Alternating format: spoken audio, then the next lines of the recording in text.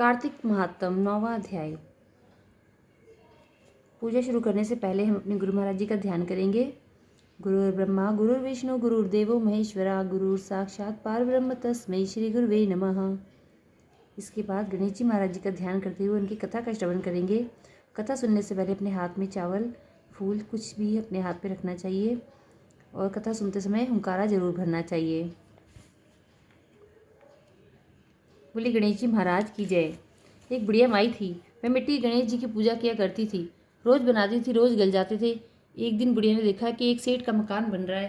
मैं मिस्त्री के पास गई और बोली, भैया मेरे पत्थर का गणेश गढ़ दो। मिस्त्री बोला कि जब तक हम तेरे पत्थर का गणेश गढ़ेंगे जब तक पूरी दीवार नहीं चिल्लेंगे। बुढ़िया बोली कि राम करे तुम्हारी दीवार टेढ़ी हो जाए। ऐसा कह के बुढ़िया चली गई। शाम को सेठ आया तो उसने पूछा कि आज कुछ भी काम नहीं किया। तो मिस्त्री बोला कि एक बुढ़िया आई थी, कह रही थी मेरा पत्थर का गणेश गढ़ दो। हमने नहीं गढ़ा तो कह गई तुम्हारी दीवार टेढ़ी हो जाए। तब से दीवार टेढ़ी हो जाती है, ढानी पड़ती है। सेठ ने बुढ़िया को बुलवाया और कहा कि हम तुम्हारे सोने की गणेश जी गढ़वा देंगे, तुम्हारी दीवार सीधी करा दो। सेठ ने बुढ़िया को सोने की गणेश जी गढ़वा दिए। उसकी दीवार सीधी हो गई। जैसे सेठ के बीड़े काम सीधे करे ऐसे हम सबके करना। कहते सुनते हुंकारा भरने वालों के करना। बोली गणेश जी महाराज की जय। कार्तिक महात्म 9वां अध्याय।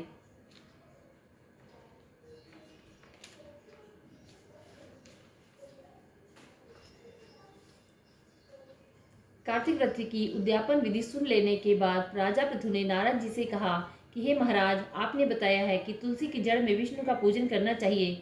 मैं जानना चाहता हूँ कि तुलसी का महात्म्य क्या है।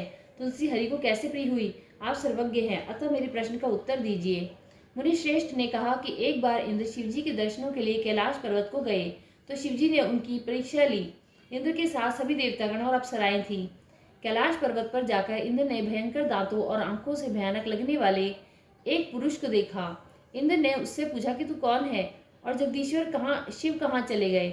हे राजन, इस प्रकार इंद्र के बार बार प्रश्न करने पर भी जब उसने कोई उत्तर नहीं दिया तो इंद्र ने क्रुद्ध होकर कहा कि मेरे बार बार पूछने पर भी तू उत्तर नहीं दे रहा है, अतः मैं तुझ पर वज्र से प्रहार करता हूँ। अरे मूर्ख, तुझे कौन बचाएगा? ऐसा कहकर इंद्र ने उसे मारने के लिए वज्र उठाया। वहीं उसका हाथ जड़ हो गया। रुद्र भगवान अपने तेज से जलाते हुए प्रकट हुए। उन्हें देखकर बृहस्पति शिव को पहचान गए और शीघ्र ही हाथ जोड़कर इंद्र से भूमि पर दंडवत प्रणाम करवाया और स्वयं प्रणाम करके स्तुति करने लगे। हे देवों के देव, मैं आपको प्रणाम करता हूँ। त्रिपुर के संहारक, शर्व तथा अंधक दैत्य को मारने वाले, आपको प्रणाम है। जब बृहस्पति ने स्तुति की तो शिवजी अपनी उस नेत्राग्नि को शांत करते हुए बोले, ये हे ब्राह्मण, तुम्हारी स्तुति से मैं प्रसन्न हूँ। इस समय इंद्र को जीव दान करने से तुम्हारा नाम जीव हो जाएगा। बृहस्पति ने कहा कि हे देव, यदि आप मेरी स्तुति से प्रसन्न हैं तो शरणागत इंद्र की रक्षा कीजिए और मस्तक के नेत्र से उत्पन्न हुई यह अग्नि शांत कीजिए। रुद्र ने कहा कि मस्तक के नेत्र से यह अग्नि पुनः प्रवेश नहीं कर सकती, अतः मैं इसको दूर फेंक देता हूँ ताकि यह इंद्र को पीड़ा न दे सके। ऐसा कहकर शिव ने उस अग्नि को हाथ में लेकर खारे समुद्र में फेंक दिया। कार्तिक महात्म 9वां अध्याय समाप्त। बुधवार की कथा। बुधवार के दिन एक साहूकार का लड़का बहू लेने जा रहा था। माँ ने बहुत मना किया लेकिन नहीं माना। ससुराल में पहुंचा तो मैं बोला कि मैं तो आज ही लेके जाऊंगा। उसकी सास बोली, मैं तो बुधवार को नहीं भेजूंगी। माना नहीं। बुध को विदा करा के ले आया। रास्ते में बहू को प्यास लगी तो बोली कि मैं तो पानी पीऊंगी। वो गया पानी लेने। बुधवार उसका रूप बनाकर पानी लेकर आ गया। बहू ने पानी पी लिया। बुध पास में बैठ गया। वो आया पानी लेके, बोला, तू कौन है? ये तो मेरी बहू है। बुध बोला कि मेरी बहू है। बहू बोली कि मेरा पति तो ये है। वो पंचायत में गए। वहां उनकी सारी बातें सुनकर पंच बोला कि तुम्हारा पति कौन है? बुध का उसने हाथ पकड़कर कहा कि ये मेरा पति है। उसका पति रोने लगा।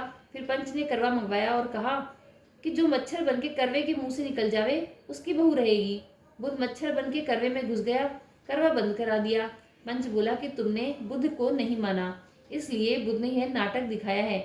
उसने सारे नगर में ढिंडोरा पिटवा दिया कि बुधवार को बहन के भाई सासरे जमाई कोई न जावे।